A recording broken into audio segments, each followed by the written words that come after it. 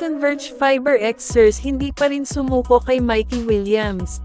Ayon kasi ni Coach Delta Pineda, na patuloy pa rin daw silang nakikipag-negotiate kay Mikey, sa pangunguna ng boss nilang si Frank Lau na owner ng SGA.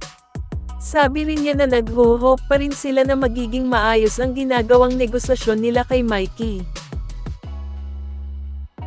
Nilinaw rin ni Coach Delta, ang issue na iba-buyout ng MPBL si Mikey Williams.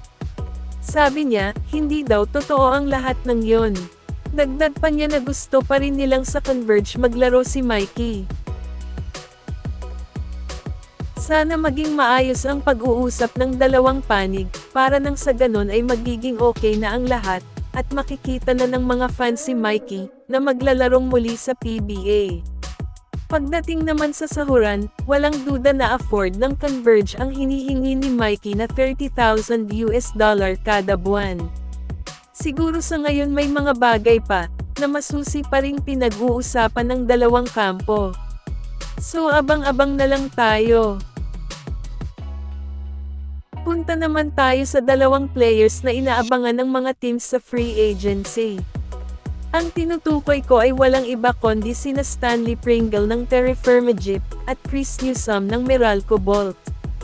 June 30 natapos ang kanilang existing contract sa kani-kanilang mga team, at ngayong buwan ng July ay ganap na ang pagiging unrestricted free agent ni Stanley at Nunio. Ngayong malaya na silang pumili sa team na gusto nilang paglaruan sa PBA, asahan na ba natin na sa next season ng PBA, ay ibang uniform na ang suot nila, o mananatili pa rin sila sa kanilang mother team? For sure nakatanggap na ng mga offers ngayon si Stanley at Chris. Nung nakaraang quarterfinals, lumabas ang balitang gustong ihabol ng San Miguel Beermen sa lineup nila si Stanley Pringle, pero hindi iyon natuloy dahil may existing contract pa ito sa Terry Firmagip. At bukod dyan mukhang hindi na-grant ang di umano'y request niya na i-terminate na ang kanyang kontrata since laglag naman na sila. So sa next season, matuloy na kaya si Stanley sa SMB? Chris Newsome gustong i-explore ang pagiging unrestricted free agent niya, at titingnan kung ano ang mga pwede niyang makuhang offer mula sa ibang team. At saka na raw siya magdedesisyon kung mananatili ba siya sa Meralco, o lilipat na ng ibang team.